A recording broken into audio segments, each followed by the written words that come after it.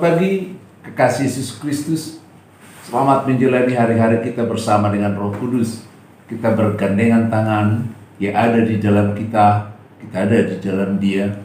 Karena bersama dengan Dia, kita akan selalu mendapat kekuatan yang baru, seperti burung Raja Wali yang kita bicarakan di minggu kemarin. Kalau bersama dengan Tuhan, tenaga, kekuatan, semangat kita akan terus-menerus diperbaharui seperti burung Raja Wali yang terbang tinggi dan senantiasa betul-betul menguasai situasi dan keadaan. Ia berlari, ia terbang sampai usia yang sangat lanjut. Saudara-saudara, sapaan rohani kita pada hari ini masih seputar epistel atau pendahuluan khotbah untuk minggu depan, yakni dari 2 Samuel pasal yang kedua, ayat yang pertama sampai ayat yang ke-17. Kalau hari ini kita akan melihat bagaimana antara Elia dengan Elisa terdapat satu suksesi yang sukses. Ya, suksesi yang sukses. 2 kata yang berbeda walaupun kelihatannya sangat mirip. Di mana suksesi kita melihat merupakan satu peralihan, pergantian karena regenerasi, karena usia dan lain sebagainya, mengharuskan setiap orang harus mengadakan suksesi. Sementara sukses adalah gagal tidaknya sebuah pekerjaan yang direncanakan. Apakah pekerjaan yang kita rencanakan itu membawa dampak yang baik atau semakin meningkatkan kinerja yang kita lakukan di kemudian hari? Nah, di situ kita lihat akan diuji apakah kita sukses atau gagal.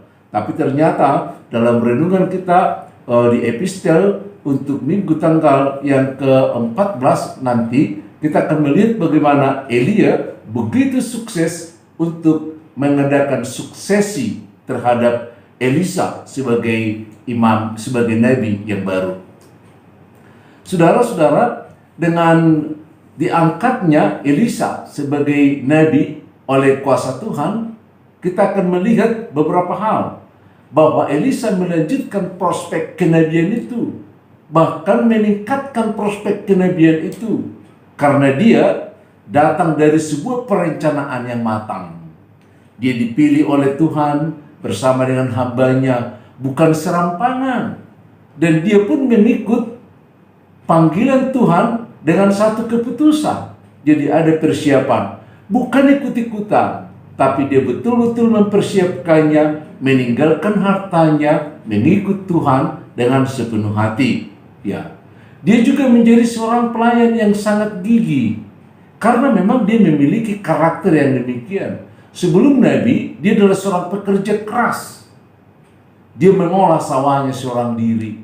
Dia menggunakan semua peralatan yang ada. Dia biasa memiliki karakter bekerja dengan keras, dan hasilnya sangat menggembirakan karena dia sukses. Ya, ketika dia menjadi seorang nabi, dia banyak meniru pola pikir, gaya iman dari seniornya Elia. Kenapa? Ya karena dia memiliki masa yang panjang soal pemuritan yang baik, sehingga ketika menggantikan pekerjaan yang dilakukan oleh Elia, dia tidak gamang. Bahkan dia meniru seperti ketika Elia mengebaskan jubahnya ke air, sama seperti itu dia lakukan juga untuk menunjukkan kalau ada roh di dalam dirinya.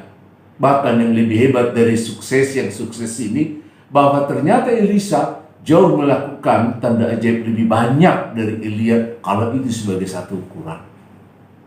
Jauh lebih banyak.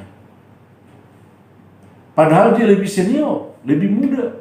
Tapi dengan adanya suksesi yang sukses itu, maka pekerjaan yang ditinggalkan oleh Elia lebih bagus dan lebih banyak variasinya yang dilakukan oleh Elisa sepanjang pelayanannya sebagai anak Tuhan. Dan itu juga salah satu dari suksesi itu, karena suksesi itu merupakan suatu peristiwa yang alami di dalam setiap generasi. Adanya suksesi menunjukkan adanya kefanaan manusia, di mana kita tidak boleh mempertahankan satu tugas sedemikian lamanya, sehingga banyak generasi-generasi muda tidak mendapat kesempatan. Dengan demikian, suksesi ini memberi kesempatan kepada yang muda sembari kita merasakan bahwa hidup kita akan berlalu. Seharusnya setiap orang merasakan ini, mulai dari pribadi akan melihat, mempersiapkan generasi yang akan menggantikannya, karena bagaimanapun sukses itu akan terjadi dalam hidup ini, suka atau tidak suka. Di keluarga pun sebenarnya harus terjadi suksesi itu. Maka setiap ibu, setiap bapak akan senantiasa mempersiapkan anak-anaknya supaya hari ini lebih baik dari hari esok, dan hari besok itu supaya hari ini lebih baik dari hari kemarin, dan hari esok lebih baik dari hari ini. Supaya generasi kita ini yang sudah lebih baik dari orang tua kita harus lebih baik lagi anak-anak kita. Maka untuk itulah ditunjukkan kesetiaan seorang pemimpin. Bagaimana dia mempersiapkan roda pelayanan itu seperti di gereja, roda organisasi sebagaimana di partai-partai, roda ekonomi sebagaimana para ekonom, dan juga bahkan roda ekologi. Bagaimana yang terjadi di dunia ini, bahwa tanaman, flora, dan fauna juga harus mengalami ekologi. Kalau tidak, itu kan melawan kodrat.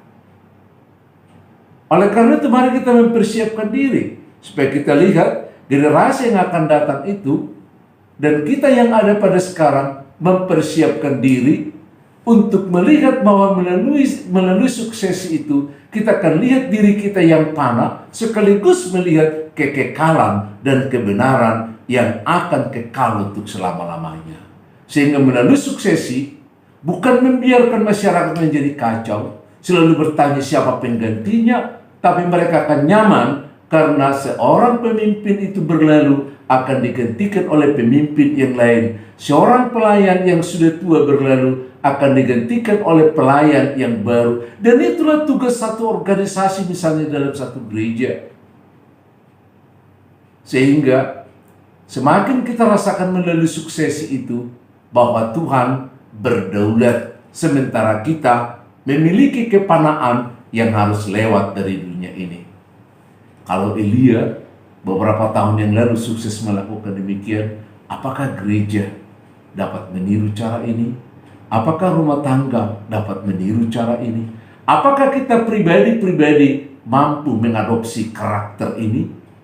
Shalom.